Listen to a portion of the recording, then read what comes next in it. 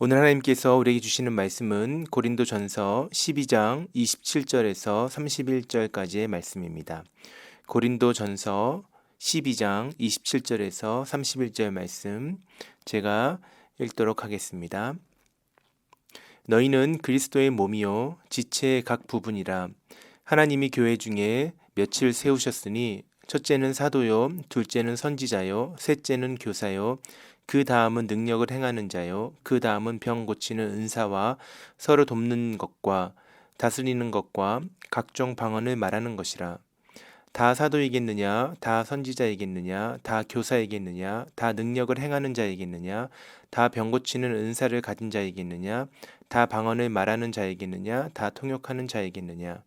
너희는 더욱 큰 은사를 사모하라. 내가 또한 가장 좋은 길을 너희에게 보이리라. 아멘. 오늘 주시는 말씀을 가지고 독특한 하나됨이라는 제목으로 은혜 나누기 원합니다. 오늘 본문에서 사도 바울은 교회의 하나됨에 대한 이야기를 다시 한번 강조하여 가르치고 있습니다. 오늘 이 본문을 함께 묵상하면서 우리의 삶 가운데 두 가지를 적용해보고 또 우리 교회 공동체 가운데 그 두 가지를 경험해 볼 수 있는 그런 복된 시간 되기를 간절히 소원합니다. 우리가 함께 말씀을 통하여서 먼저 함께 기억하기 원하는 것은 교회의 하나됨은 세상과 다른 독특한 기준이 있다라는 것입니다. 교회의 하나됨은 세상과 다른 독특한 기준이 있다라는 것이에요. 본문 27절 말씀입니다. 이렇게 기록하고 있습니다. 너희는 그리스도의 몸이요 지체의 각 부분이라. 너희는 그리스도의 몸이요 지체의 각 부분이라. 하나님께서 교회를 그리스도의 몸으로 우리에게 가르치시는데 이곳에 담겨있는 신비한 영적인 원리를 다시 한번 기억할 수 있는 아침이 되었으면 좋겠습니다. 고린도전서 12장은 성령 안에서 서로 다른 지체가 하나를 이루어가는 모습을 가르치고 있는 성경의 본문입니다. 성령 안에서 하나가 되었다라는 그 의미를 깊이 있게 묵상할 필요가 있습니다. 그리고 그 성령이 이루어 가시는 영적인 공동체인 교회가 이 세상에 가시적으로 드러났을 때 그 모습이 과연 어떠한 모습인지를 발견할 수 있기를 바랍니다. 성령은 서로 다른 신자들을 하나님의 형상이라는 공통 분모로 묶어주는 역할을 하십니다. 서로 다른 생각을 하고 서로 다른 꿈을 꾸며 살아갔던 많은 사람들을 하나님을 기뻐하고 하나님으로 만족하는 자리에서 하나됨의 비밀을 가르치고 계시는 것입니다. 그러한 성령 안에서 서로의 다름이 서로 다른 길로 갈라서는 이유가 되는 것이 아니라 그 다름이 혼자서는 다 감당할 수 없었던 수많은 일들을 서로 도우며 협력하여 가능하게 하시는 하나님의 뜻을 발견하는 자리가 된다라는 사실을 본문 가운데 발견할 수 있기 바랍니다. 오늘 본문 조금 앞에 기록되고 있는 고린도전서 12장 12절 말씀을 보면 이렇게 기록하고 있습니다. 몸은 하나인데 많은 지체가 있고 몸의 지체가 많으나 한 몸인 것과 같이 그리스도도 그러하니라. 한 몸에 여러 지체가 있듯이 하나님의 교회는 획일화된 모습으로 모든 사람을 통일시키는 그러한 공동체가 아닙니다. 서로 다른 모습이 함께 어우러져 이루어가는 공동체가 되어야 합니다. 교회 안에서 각자의 생각이 다를 수 있습니다. 신앙의 모습 또한 다를 수 있습니다. 삶의 환경도 자라온 배경도 다를 수 있습니다.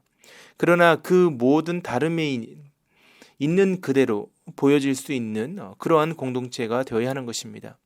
그러나 여기서 중요한 것이 있습니다. 서로의 다름이 있는 그대로 받아들여지고 또 용납되는 것이 교회의 목적이 될 수 없다는 사실입니다.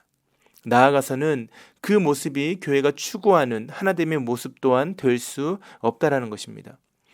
오늘날의 시대는 서로의 다름이 존중을 받고 그대로 용납되는 것이 성숙한 사회이고 또 사람이라는 그런 생각이 우리 가운데 뿌리 깊이 인식되어져 있습니다. 그래서 서로에 대한 관용의 모습이 있는 그대로 그 모습을 인정하는 것, 그대로 받아들이는 것이라고 우리에게 인식이 되어 있다는 것입니다. 절대적인 기준이 다 무너져버린 포스트 모던 시대의 가장 두드러진 특징이라고 할 수도 있을 것입니다. 그러나 교회의 하나됨은 분명 세상의 이러한 것들과는 다른 것입니다. 왜냐하면 교회에서는 서로 다른 사람들이 하나의 지체가 되어서 하나의 몸을 이루어가고 있기 때문입니다. 바로 통일성에 관한 것을 바울이 성경을 통하여 우리에게 가르치고 있습니다. 교회는 서로의 다름이 인정되어야 하는 공동체가 맞습니다. 그러나 그 다름이 머리 대신 예수 그리스도의 몸으로 온전하게 기능할 때 인정될 수 있는 다름이 되어야 한다는 사실을 기억할 수 있기 바랍니다. 본문에서 교회가 그리스도의 몸이라는 표현은 그리스도가 머리가 되신다는 의미를 담고 있습니다. 몸은 머리에 순종하는 것이죠. 모든 지체는 머리의 뜻에 순종하는 것입니다. 머리 대신 그리스도는 곧 삼위 하나님의 공동체를 의미하고 있습니다. 삼위 하나님께서 머리 대신 그리스도를 통하여 교회를 향한 놀라운 뜻을 우리에게 보여주셨습니다. 그리고 지금 이 순간에도 성경에 기록되고 있는 그리스도의 삶과 사역을 통해 우리는 삼위 하나님께서 교회가 어떠한 방향으로 나아가야 되는지, 우리가 교회로서 나아가야 하는 분명한 자리를 가르치고 계시다라는 것입니다. 그렇기 때문에 교회는 서로의 다름이라는 차별성과 개성이 존중되어야 하지만 그보다 훨씬 더 먼저 되는 개념에서 우리가 그리스도의 몸이라는 그 기준을 생각할 필요가 있다는 것입니다. 세상의 하나됨과 다르게 교회를 통해 보여지는 하나됨은 예수님의 삶과 사역을 통해 드러나는 삼위 하나님의 뜻 안에서 거하고 그 뜻에 순종한다는 분명한 기준을 제시한다는 사실을 이 아침에 함께 기억할 수 있기 바랍니다. 아무리 다양성이 존중된다 한들 그 공동체를 통해 하나님의 기뻐하시는 뜻이 공유되지 못하고 열매 맺지 못한다면 그 하나됨은 성경이 가르치는 교회의 모습은 될 수 없을 것입니다. 오늘 교회를 향한 우리의 기도에 참된 하나됨의 회복이 포함되기를 바랍니다. 우리의 하나됨은 도덕적으로 더 가치 있는 윤리적인 선택이 아니라 예수 그리스도라는 세상과 다른 절대적 기준 앞에 하나 되는 성경적 그리고 복음적 하나됨이 되어야 할 것입니다. 이러한 기도로 새롭게 세워질 수 있는 우리 교회 공동체가 될 수 있기를 주의 이름으로 축복합니다. 두 번째로 말씀을 통하여 함께 기억하기 원하는 것은 교회는 내가 아닌 남을 위한 은사로 세워진다라는 것입니다. 교회는 내가 아닌 남을 위한 은사로 세워집니다. 본문 28절입니다. 하나님이 교회 중에 며칠 세우셨으니 라고 기록하고 있습니다. 이 말은 조금 바꿔서 표현을 하면 참으로 그들을 하나님께서 교회 가운데 두셨다라는 의미입니다. 하나님께서 다양한 사람들을 교회 가운데 두시고 그 다양성을 예수 그리스도 안에서 사용하고 계시다라는 것은 우연이 아닌 분명한 계획과 필요에 의한 것이라는 것을 생각할 수 있습니다. 본문에서 하나님이 교회 중에 며칠 세우셨으니라는 이 표현은 어떤 중요한 목적이나 또는 결정을 매우 강조하여 사용될 때, 강조하기를 원했을 때 사용되는 단어였습니다. 28절 전체를 다시 한번 보시면 이렇게 이어서 기록하고 있죠. 첫째는 사도요, 둘째는 선지자요, 셋째는 교사요, 그 다음은 능력을 행하는 자요, 그 다음은 병 고치는 은사와 서로 돕는 것과 다스리는 것과 각종 방언을 말하는 것이라. 각 지체들이 모두 교회를 세우는데 꼭 필요했던 기능을 담당했다는 사실을 기억해야 되는 것입니다.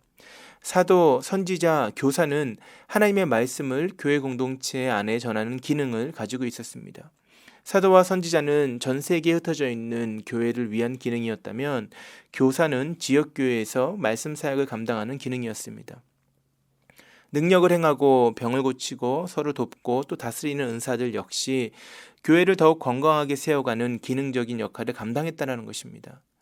이처럼 다양한 은사가 우리에게 주어졌을 때 우리가 그 사실을 깊이 있게 묵상해 볼 때 마치 하나님이 세우시는 그 공동체 안에 아름답게 빛나는 오색 찬란한 보석을 보는 것 같은 느낌을 받을 수가 있습니다. 각 지체가 서로 다른 빛을 내고 있지만 그러나 하나의 목적을 위해 쓰임받고 있는 그러한 교회의 모습이죠. 중요한 것은 각자에게 주어진 빛을 가지고 각자에게 주어진 독특한 그 모습을 가지고 교회를 세워간다라는 것입니다. 29절에서 30절 말씀 이렇게 기록합니다. 다 사도에겠느냐, 다 선지자에겠느냐, 다 교사에겠느냐, 다 능력을 행하는 자에겠느냐, 다 병 고치는 은사를 가진 자에겠느냐, 다 방언을 말하는 자에겠느냐, 다 통역하는 자에겠느냐. 어찌 보면 너무 당연한 이야기처럼 들리지만 막상 교회 공동체 안에서는 때로 하나의 정형화된 모습이 교회를 섬기는 더 훌륭하고 더 가치 있는 일처럼 보여질 때가 있습니다. 마치 특정한 은사를 가진 사람이 다른 사람들보다 더 공동체를 위해 필요하고, 그래서 어쩌면 더 많은 관심과 존경을 받게 되는 것도 보게 되는 것 같습니다. 그러나 교회는 그러한 특정한 은사를 가진 사람들이 중심이 되어 세워지는 곳이 아닙니다.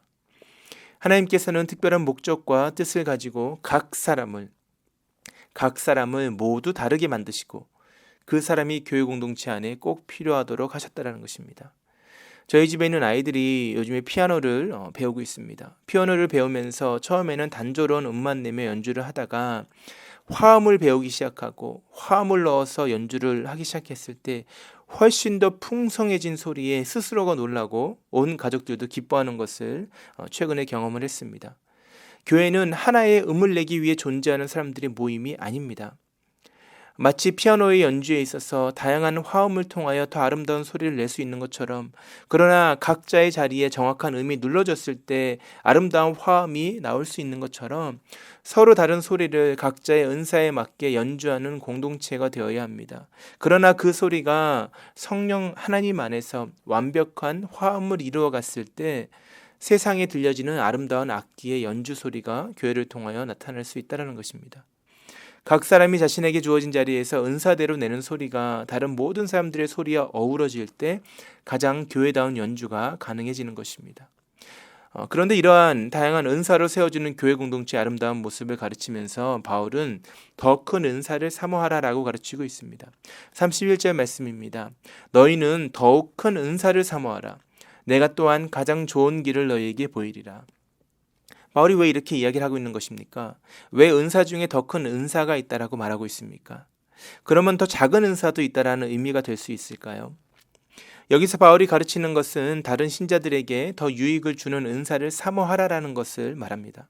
바꿔서 말하면 그리스도의 몸에 더욱 유익한 것이 무엇인지를 간구하라라는 의미가 되는 것입니다. 각 신자들에게 주어진 은사가 자신을 드러내기 위한 것이 아님을 분명히 가르치는 대목입니다. 다시 말해서 특정한 은사가 더 훌륭하고 가치 있는 것이 아니라 더 많은 사람에게 유익이 되고 그 사람들로 그리스도의 몸된 교회를 더욱 건강하게 세워갈 수 있도록 도움을 주는 은사를 사모하라라는 뜻입니다. 하나님은 각 사람을 교회로 부르셨을 때 아무 기능 없이 그저 어딘가 붙어있는 무의미한 존재로 부르신 것이 아닙니다. 몸의 지체 중에 불필요하고 무의미한 것이 없는 것처럼 교회의 모든 지체 역시 그러하다라는 것입니다. 모든 사람은 하나님을 섬길 수 있는 고유한 기능을 담당할 수 있어야 합니다. 우리가 훈련을 받고 그리스도를 닮은 제자로 살아가기를 결단하는 과정에서 필요한 건 역시 나에게 주신 은사를 발견하여 교회를 섬기는 것이 되어야 할 것입니다. 우리의 손과 발에 하나님이 쥐어주신 것이 무엇인지를 다시 한번 들어볼 필요가 있습니다. 나를 위한 것이 아닌 남을 위하여 하나님께서 우리에게 주신 귀하고 아름다운 것들이 반드시 있을 것입니다.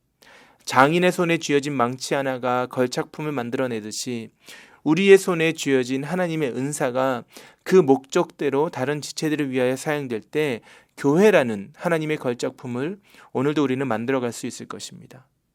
하나님 앞에 나의 삶을 드리며 나에게 주신 은사가 남을 살리는 도구로 쓰임 받도록 기도하는 우리가 되기를 바랍니다. 우리 가정으로 말미암아 다른 가정이 살아날 수 있는 것을 경험하는 그러한 교회 공동체가 될 수 있기를 축복합니다. 함께 이 시간에 주어진 말씀을 가지고 기도하기를 원하는데 두 가지 기도 제목을 드리도록 하겠습니다. 첫 번째는 세상의 기준이 아닌 하나님의 기준으로 하나됨을 이루는 남가주 사랑의 교회가 될 수 있도록 기도합시다. 나를 위한 은사가 아닌 남을 위한 은사를 사모하는 우리의 삶이 될 수 있도록 기도하기를 바랍니다. 두 번째 함께 기도하기 원하는 것은 다음 주 월요일부터 금요일 저녁에 있을 5개 교회 청년부 연합 온라인 수양회가 은혜 가운데 진행될 수 있도록 기도해 주시기 바랍니다.